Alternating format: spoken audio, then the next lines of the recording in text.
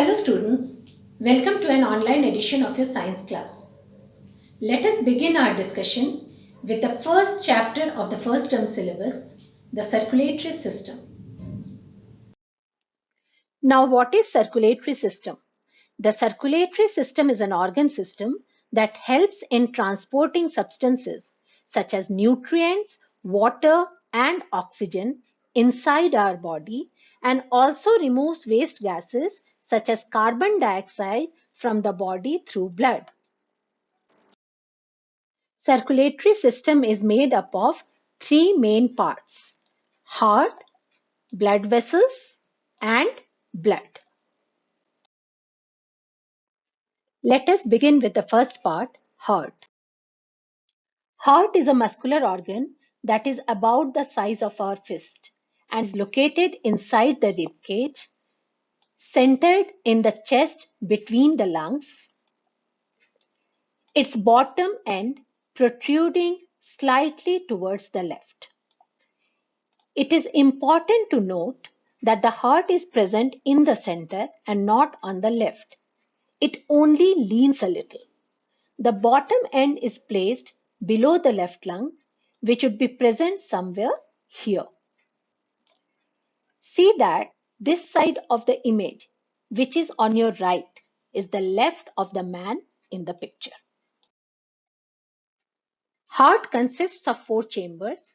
The upper two chambers are called auricles or atria.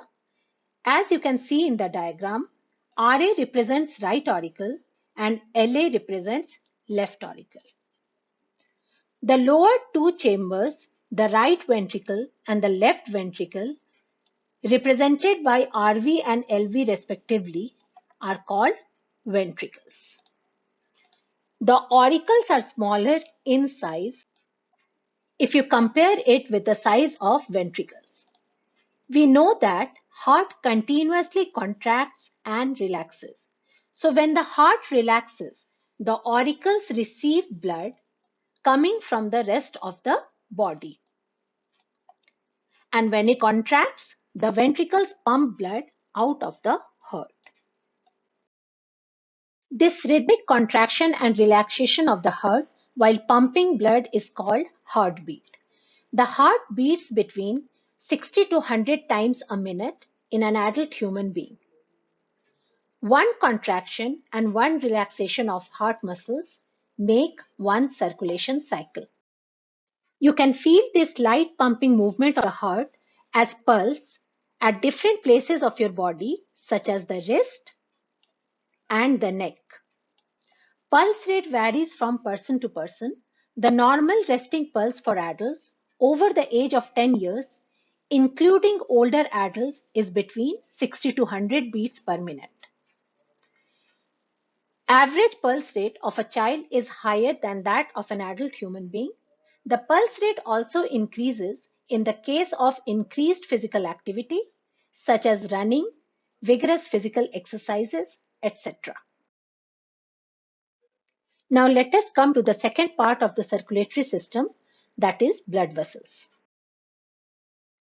Blood vessels are thin muscular tubes that form a network within the body to carry blood to all the parts of the body. Blood vessels are of three types: arteries, veins, and capillaries. If we compare the first two types, that is arteries and veins, arteries carry blood away from the heart to different body parts, whereas veins carry blood from different body parts back to the heart.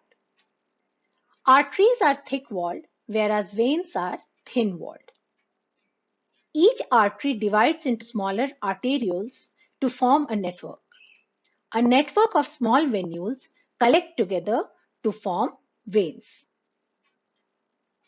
All arteries carry oxygenated, that is oxygen-rich blood, except the pulmonary artery. All veins carry deoxygenated, that is oxygen-deficient blood, except the pulmonary vein. Among the arteries, Aorta is the main and the largest artery of our body that divides further to carry blood from heart to lower and upper parts of the body. One of these branches is the carotid artery that carries blood from heart to brain. The superior and inferior vena cava are the main veins that collect impure blood from the upper and the lower parts of the body. The last of these are capillaries that are thinnest of the three blood vessels and connect the arteries to the veins. All the nutrients, oxygen, carbon dioxide, and the waste products enter or leave the cells of the body parts through the thin walls of these capillaries. The last part of the circulatory system is blood. This will be discussed in the next module. With this, we end our session. Thanks a lot for listening. Thank you.